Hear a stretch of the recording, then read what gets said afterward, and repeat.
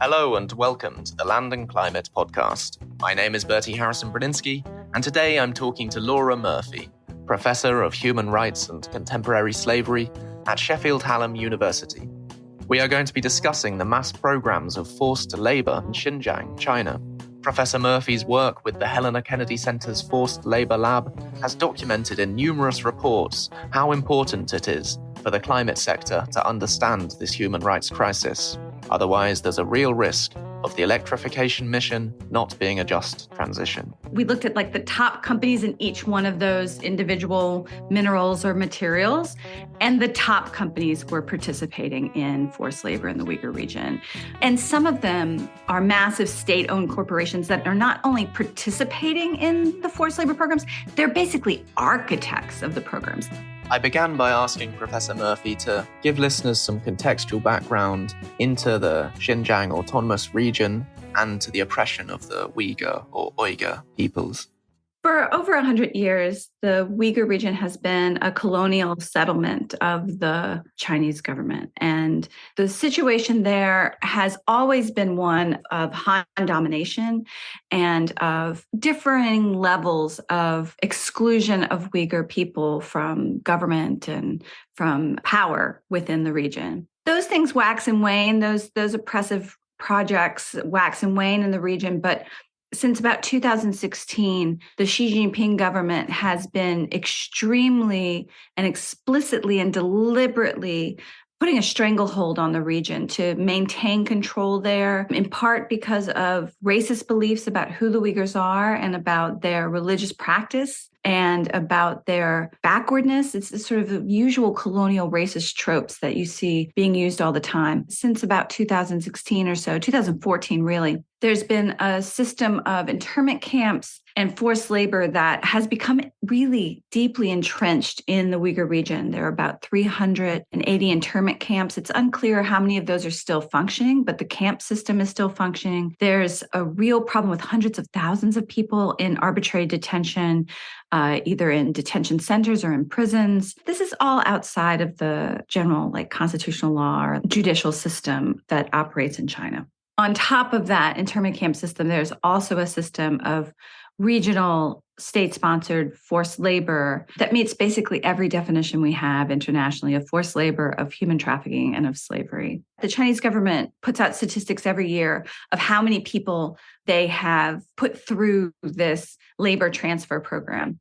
And over the last 3 years, every single year, the numbers increase. So what we know is that this program is increasing in scale, not decreasing in scale. The last numbers were something like 3.2 million person units. It's number of times people have been transferred. So maybe a few people in there have been transferred more than once, but it's over 3 million people who have been transferred out of a full population of 12 million people. That 12 million includes children, it includes the elderly, right? So of the working age population, it is an extraordinary, significant number of people, perhaps as much as 50% of the minoritized people in that region being forced to work. The reason we consider it forced labor, I should just say, is that while some people may want to transfer to factory work from farming, nobody is allowed to say no to this program. That's the thing that makes it tantamount to forced labor. And just how important is this problem to international supply chains and in particular to the climate sector? The Chinese government has made deliberate efforts, which they announce in regional directives and central government directives, to move certain industries out to the Uyghur region. So those industries include steel and aluminum processing, a lot of critical mineral processing. So a lot of these kind of raw materials come from other places, but they get shipped to the Uyghur region for the dirtiest parts of the processing. Chemicals production, agriculture, of course, 20% of the world's cotton is grown in the Uyghur region, but also a huge amount of the tomatoes that go into tomato paste grown in the region, dates, et cetera. But then also renewable energy. The PRC government has made a deliberate effort to move renewable energy manufacturing out to the Uyghur region. So how is this affecting the decarbonization ambitions of the rest of the world? So one, there's almost no environmental regulation going on in the Uyghur region, it seems. When we look at their environmental reports. Sometimes the numbers, like the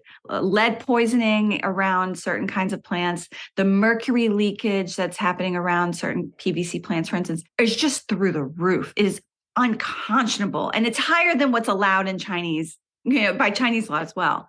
So there's almost no environmental regulation in that region. So it's polluting the region. It's spewing things into the environment that none of us want. Second, this processing is made so cheap in part because it's all being made using coal as the energy source.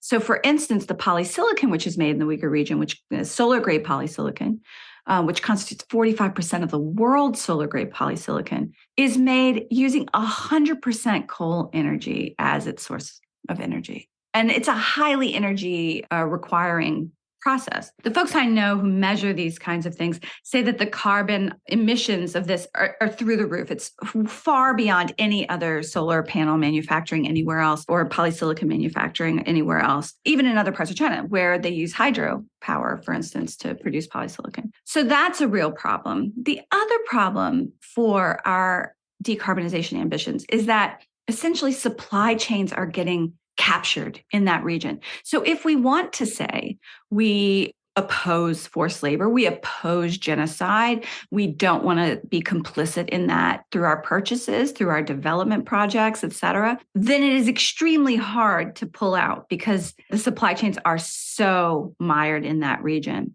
The Chinese government's moves to move so much of this manufacturing and processing to China in general, but also to the Uyghur region, because it was the low cost of using coal, the lack of pay of the workers, the basically no worker rights standards being upheld, and the lack of environmental protections meant that the pricing for Chinese polysilicon and lots of other things were undercutting the production of companies around the world. So tons of companies have had to close.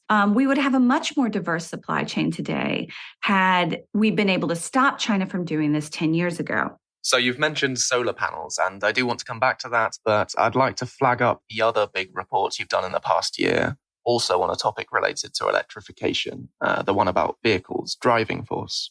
There are some quite shocking quotes in that about how pretty much every major traditional automotive and electric vehicle manufacturer has exposure to this forced labor, and that practically every part of the car would require heightened scrutiny to ensure it was free of it.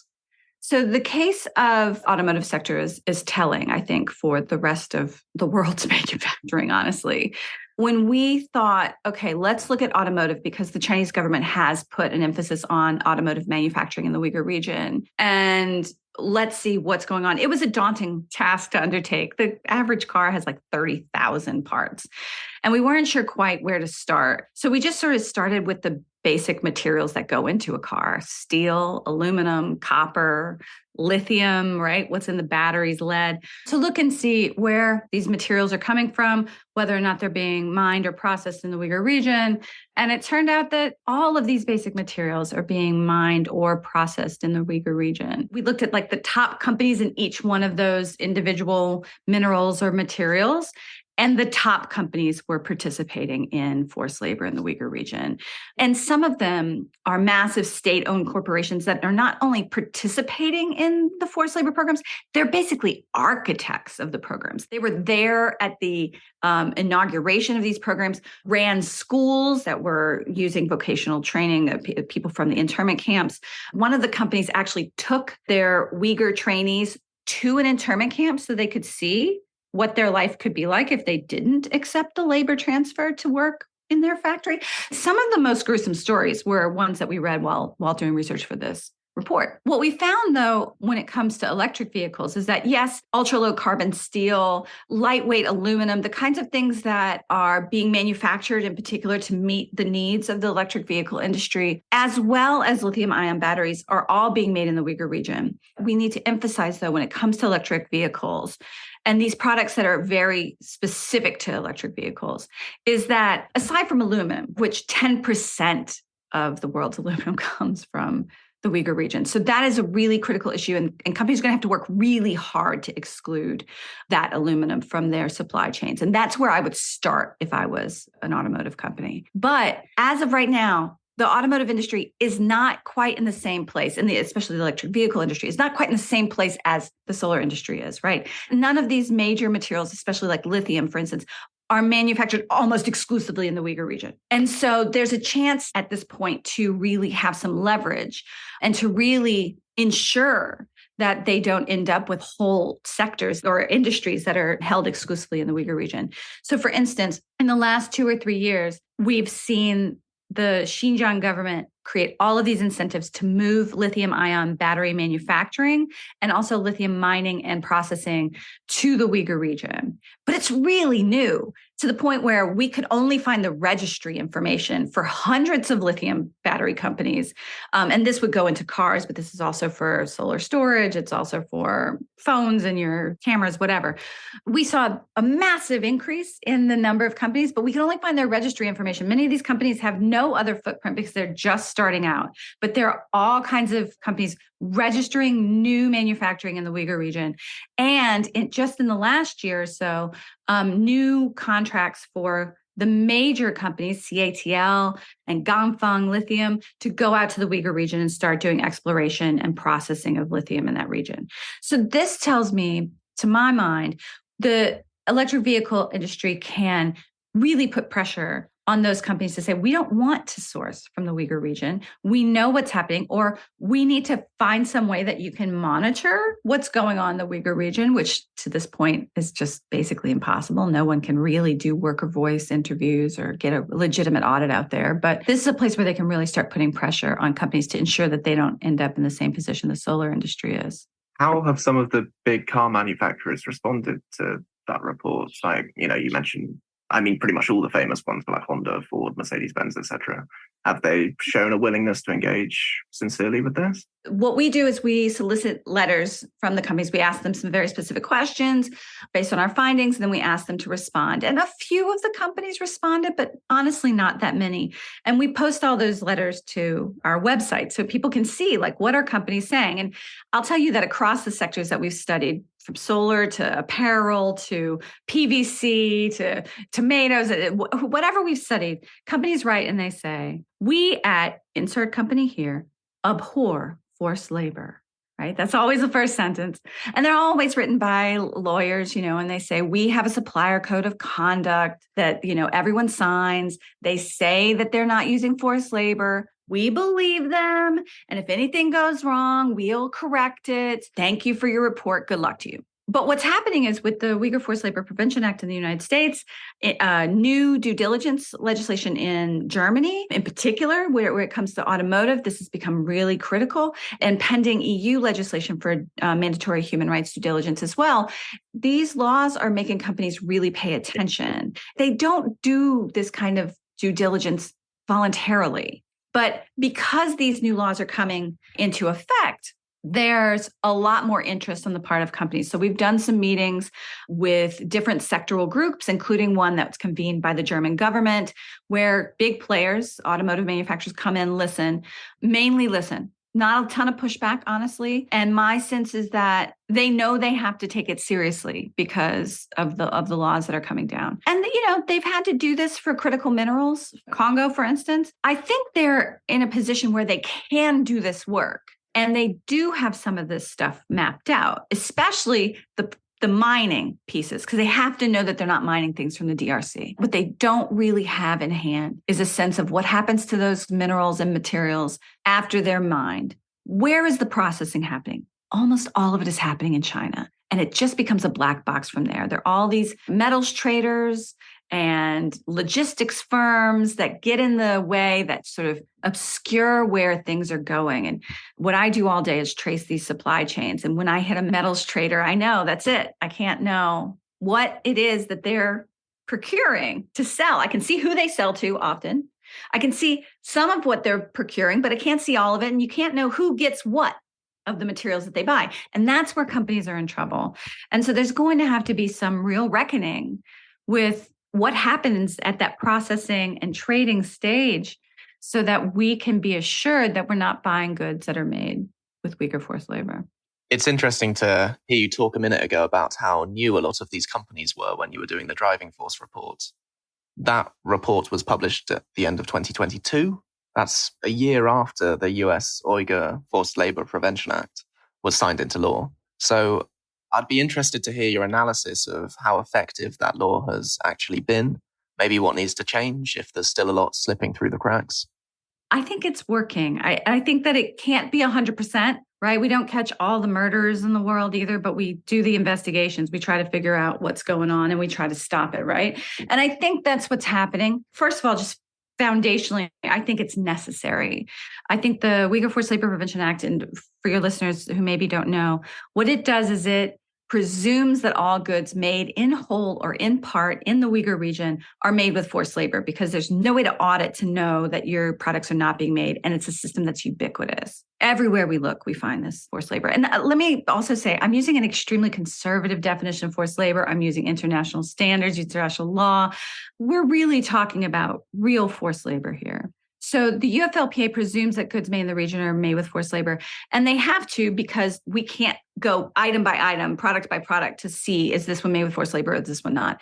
And it puts it on the companies to determine, to do the work, to figure out what their supply chains look like and where they're sourcing their goods from. What's happened since the UFLPA went into effect in June of 2022 is that a lot of things have been stopped in the United States from being imported, in particular in areas that the government deemed to be priority sectors. So polysilicon, apparel and cotton and tomatoes. And then a bunch of other electronics, some aluminum, it seems, some PVC, it seems.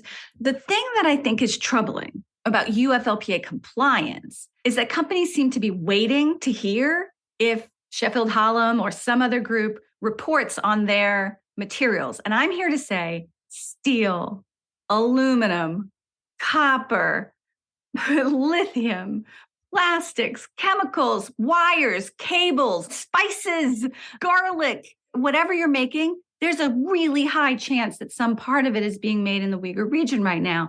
I don't think companies should be waiting until a report comes out, because we're not the end all be all. CBP, Customs and Border Protection in the United States, has hired hundreds of new investigators to investigate, to ensure that they're capturing everything. They're doing investigations that have nothing to do with the reports that have come out through the media or through academic reports. And so a company does not know when they might get dinged, right? When they might be caught. And it's on them to proactively know what their supply chains look like. Also, I think that the German due diligence law is quite interesting. That law essentially says you need to know the workers' situation for your first tier. And then beyond that, if you have any risk, you need to know, to be looking. If you have reason to believe that there is actually forced labor at any tier, you have a responsibility to go in, investigate, mitigate, or pull out. So that law really forces the hands of companies. Once information like this gets out, they then have to go and act. So we're seeing that, as far as I know, like there's no goods being stopped on import. And that even the forced labor imports directive that is coming through the EU won't stop things at port. And I think that that is important. Once it gets to the shelves, it's hard to get it off. Consumers don't know what they're buying. So if we return to solar, how is solar doing now on this issue? Am I right in saying that there was a bit of a crisis in the industry a couple of years ago when a lot of these revelations really came to the public sphere? Yeah, so, the truth is the solar industry was the first to announce we've got a Xinjiang problem. And this is in part because of what I was saying earlier about how the industry had been taken captive by China. And so many players in the industry were still angry that, the Chinese government and Chinese corporations had undercut the industry to such an extent that many companies had to close globally. They were pretty quick to say, we've got this problem. But I think they didn't understand. In fact, I know they didn't understand how deep it was and just how much of their products were being made in the Uyghur region. So there was a really quick backtracking once our report came out and we showed that metallurgical grade silicon, which is a primary ingredient of polysilicon, is the step before polysilicon purification. When they found out that that was being made in the Uyghur region, it freaked them out. And they realized, oh, wait, but that goes way beyond the Uyghur region. Tons of companies are using that metallurgical grade silicon. So what are we going to do? And I think that they have, due to the pressures of compliance with the UFLPA, they have managed to expand their production capacity in other parts of China, expand production capacity, build new production capacity in Mongolia, for instance, create more in Cambodia and Vietnam, and India is becoming a real player. Companies in the US are reopening. I think that it has spurred an increased pace of production capacity expansion that we wouldn't have seen. The industry overall was angry, and they were claiming that this was pitting human rights against fate of the planet. And that was such a rhetorical lie. We've been mostly talking about America and Europe when it comes to who's importing from Xinjiang. Even if America and Europe did completely cut off that region, how reliant is China on exporting to those places? Are there other parts of the world? I don't want to speculate, but are there other parts of the world where they might just kind of take up the difference? No, it's a really good question. So the thing that the Chinese government often says and promises to these companies is that there's enough domestic demand for everything. And when I say everything, I mean for clothes, for cotton, for the polysilicon, whatever it may be. We've got enough domestic demand. Don't worry. We have the world's biggest population. We will consume all this stuff. The Chinese government has essentially made it a region that's too big to fail, and every individual company too big to fail. So they'll give companies incentives and massive subsidies if they get targeted, or if they seem to be a target of the UFLPA or of other due diligence situations or reporting, et cetera. And so that is part of China's answer. But I have to think that despite the fact that the Chinese government seems to be willing to pump tons of money into this region, building that internment camp system was not cheap. Sending all these companies out to that region, which is way out in the middle of Central Asia and far from all the ports that they're accustomed to using, et cetera. All the money they had to spend on that, and to spend on getting companies to be willing to work with Uyghurs, because so many executives are just downright racist and don't think Uyghurs can work. All that money, they seem to be willing to spend a ton of money, but there has to be some limit to how much they can save these companies in the region. The flip side of it, though, too, is that Chinese companies want international business. They don't want to just be domestic companies. And so I think there's some friction there, too, that's an interesting leverage point. But I think that companies want to sell internationally. And what they're saying, too, is, okay, well, fine, we won't sell to the United States. We can sell everywhere else. And the thing that I think we need to be most concerned about is countries in Africa, for instance, that can't pony up the extra cash to pay for goods that are made with fair labor standards or outside of the realm of a genocide.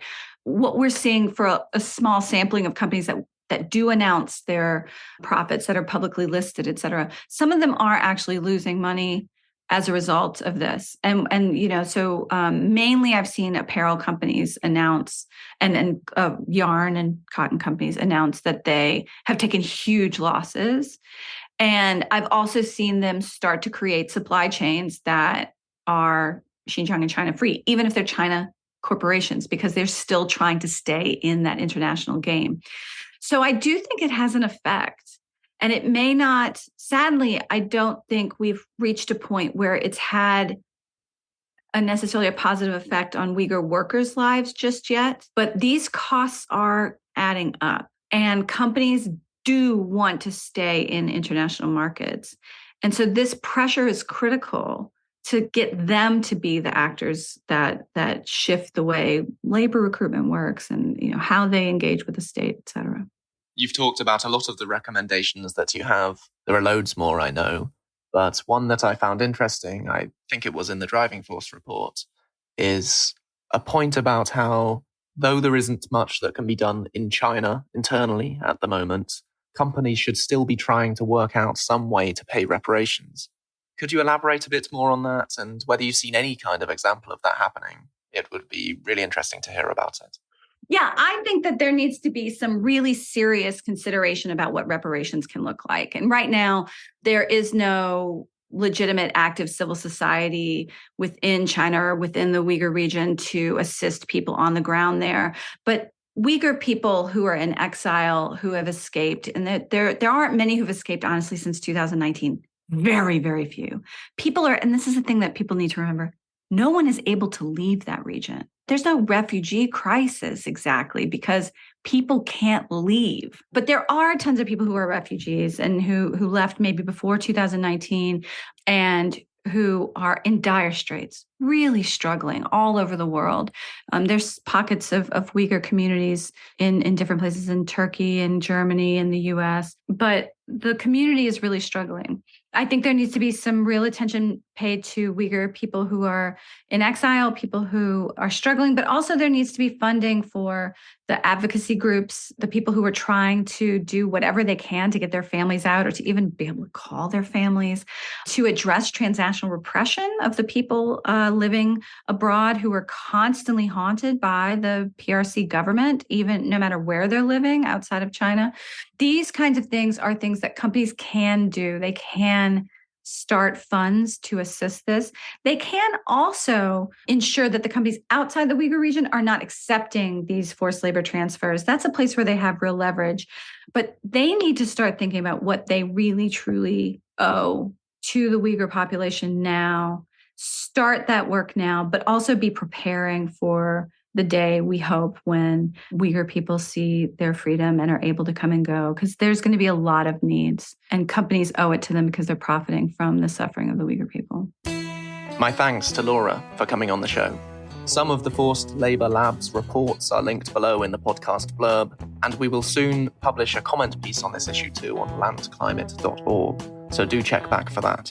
If you enjoyed this episode, please subscribe or follow us on your preferred platform, and we'll be back in a fortnight. Thanks for listening.